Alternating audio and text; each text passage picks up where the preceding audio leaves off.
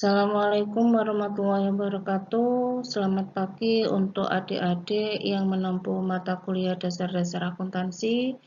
Untuk minggu ini kita akan belajar terkait dengan neraca saldo dan jurnal penyesuaian di perusahaan dagang, di mana ini adalah lanjutan dari pencatatan akuntansi dari minggu yang lalu.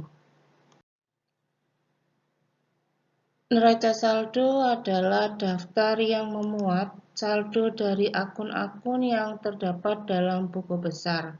Jadi neraca saldo pada perusahaan dagang sama seperti neraca saldo pada perusahaan jasa. Jadi setidaknya ada kolom yang ditunjukkan seperti pada tabel ini, ada nomor akun, ada nama akun, dan ada kolom debit dan kredit. Contoh dari neraca saldo setidaknya dalam bentuk tabel seperti ini. Pada slide ini ada nama rekening, ada debit, dan ada kredit. Untuk pencatatan debit dan kredit nanti disesuaikan dengan nama akunnya. Untuk pencatatan tahap selanjutnya dari neraca saldo kita akan mencatat jurnal penyesuaian. Jurnal penyesuaian di sini adalah proses penyesuaian tentang catatan atau fakta yang sebenarnya pada akhir periode akuntansi. Jurnal penyesuaian disusun berdasarkan data dari neraca saldo dan data dari penyesuaian akhir periode. Fungsi dan tujuan jurnal penyesuaian di sini adalah menetapkan saldo catatan akun buku besar pada akhir periode sehingga setiap perkiraan saldo real, khususnya perkiraan harta dan kewajiban, menunjukkan jumlah yang sebenarnya. Kemudian tujuan yang kedua adalah menghitung setiap perkiraan nominal atau perkiraan pendapatan dan beban yang sebenarnya selama periode yang bersangkutan. Berikut ini adalah transaksi-transaksi yang memerlukan ayat jurnal penyesuaian. Untuk transaksi di ayat 1 sampai dengan 7 itu sama dengan di perusahaan jasa. Yang membedakan di perusahaan dagang itu adalah transaksi jurnal di persediaan barang dagang. Berikut ini adalah transaksi di jurnal penyesuaian dan pencatatan jurnal penyesuaiannya. Jadi di sini ada 8 transaksi yang membutuhkan jurnal penyesuaian. Untuk nomor 1 sampai dengan 7 ini sama seperti yang Anda buat di perusahaan jasa. Yang membedakan di perusahaan dagang itu pada pencatatan persediaan barang dagangan. Di sini nanti ada 2 metode pencatatan. Yang pertama adalah metode ikhtisar laba rugi dan metode pendekatan harga pokok penjualan. Berikut ini adalah contoh pencatatan ayat jurnal penyesuaian untuk transaksi-transaksi yang membutuhkan. Yang pertama adalah penyusutan aktiva tetap. Di sini dicontohkan informasi menunjukkan bahwa beban penyusutan atau depresiasi untuk periode Desember 2016 adalah sebesar 1.400.000. Jadi akan menambah beban penyusutan dan menambah akumulasi penyusutan sebesar 1.400.000. Untuk pencatatan ayat jurnal penyesuaiannya, Anda tinggal mencatatkan beban penyusutan peralatan di debit dan akumulasi penyusutan peralatan di kredit sama angkanya sebesar Rp1.400.000. Untuk ayat yang selanjutnya yaitu berkaitan dengan beban dibayar di muka. Saldo akun sewa dibayar di muka sejumlah 19.200.000 tidak menunjukkan keadaan yang sebenarnya karena sudah terpakai sewa sebesar Rp3.200.000. Jadi beban sewa bertambah dan sewa dibayar di muka berkurang sebesar Rp3.200.000. Di sini untuk pencatatan jurnal penyesuaiannya, beban sewa dicatat di debit dan sewa dibayar di muka dicatatkan di kredit.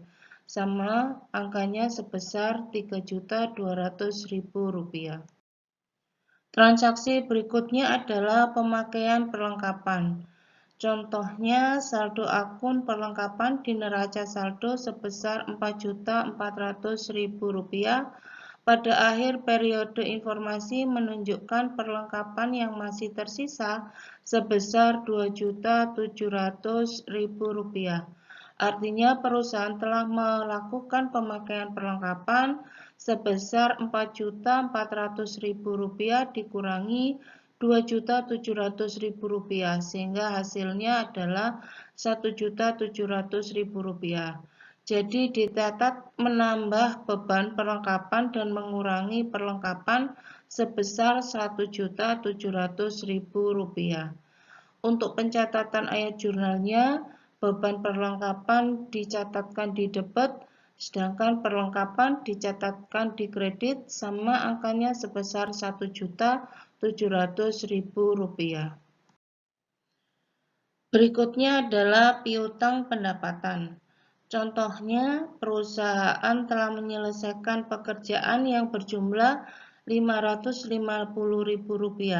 Jumlah ini belum termasuk yang terdapat pada neraca saldo sebesar Rp15.600.000, yaitu piutang pendapatan perusahaan. Jadi dicatat sebagai menambah piutang pendapatan dan pendapatan dagang sebesar Rp16.150.000. Sehingga untuk pencatatan jurnal penyesuaiannya, piutang pendapatan di debit dan pendapatan dagang di kredit sama angkanya sebesar Rp550.000. Selanjutnya adalah utang beban. Contoh, pada bulan Desember 2016 belum dapat dibayarkan gaji kepada para karyawan sebesar Rp4 juta karena belum adanya uang tunai dan baru akan dibayar pada bulan Januari tahun berikutnya. Untuk mencatatkan transaksi tersebut, ayat jurnal penyesuaiannya, beban gaji di debit dan utang gaji di kredit. Sama angkanya sebesar Rp4 juta. Berikutnya adalah pendapatan diterima di muka. Saldo pendapatan diterima di muka berjumlah Rp10 juta dan sampai akhir periode perusahaan baru mengerjakan sebesar Rp2.600.000.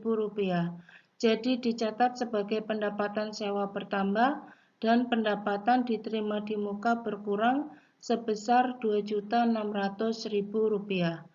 Artinya masih ada Rp7.400.000 yang masih menjadi hutang pendapatan perusahaan.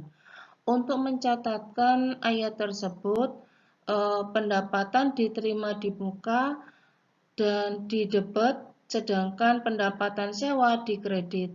Angkanya sama sebesar Rp2.600.000. Untuk berikutnya adalah pencatatan kerugian piutang. Contohnya, saldo piutang pada akhir periode adalah sebesar Rp2 juta, ditaksir 1%-nya tidak dapat ditagih. Maka jurnal penyesuaian yang harus dibuat perusahaan pada akhir periode adalah beban piutang tidak tertagih di debit, cadangan piutang tidak tertagih di kredit. Angkanya sama-sama sebesar Rp2 juta. Untuk selanjutnya adalah pencatatan persediaan barang dagangan. Jadi untuk perusahaan dagang ada ayat jurnal penyesuaian yang berkaitan dengan persediaan barang dagang. Nantinya akan dicatatkan dengan dua metode.